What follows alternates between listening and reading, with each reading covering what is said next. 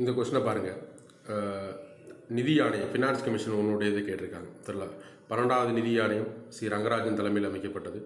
13வது நிதி அதுக்கடுத்து என்ன கேட்டி அப்படின்னா கடைசி அமைக்கப்பட்ட என்கே சிங் என்ன கேட்டி அப்படின்னா 15வது நிதி ஆணையமாக இருந்தார். இப்போ கூட 16வது நிதி ஆணையம் அரவிந்த் பனகாரியாக இருக்காங்களா, அது மாதிரி அதுக்கடுத்து அதுக்கு முன்னாடி இருந்தது ஒய்வி ரெட்டி கேல்கர் அப்படிங்கிறது. இந்த ஸ்கூல் புக்கில் இது கேட்குறப்ப என்னென்னு கேட்குறாங்கன்னா குடியரசுத் தலைவருடைய காலவரிசைப்படுத்துறது தெரியல. அப்புறம் என்ன கேட்டால் பிரைம் மினிஸ்டரு, நிதி ஆணையம், இதை தான் கேட்குறாங்களே தவிர ரேராக தான் என்ன கேட்டால் எலெக்ஷன் கமிஷன் இதெல்லாம் கேட்குறாங்க. எலெக்ஷன் கமிஷன் இதெல்லாம் ரேரு தான் என்ன செய்யலை, ரொம்ப ரேராக தான் கேட்குறாங்க. குடியரசுத் தலைவர், பிரதமர், ஃபினான்ஸ் கமிஷன் இது கம்பல்சரி ஆர்டர் கேட்குறாங்க தெரியல. அப்போ முதலமைச்சர் இப்போ உள்ளதில்லை சரிங்களா.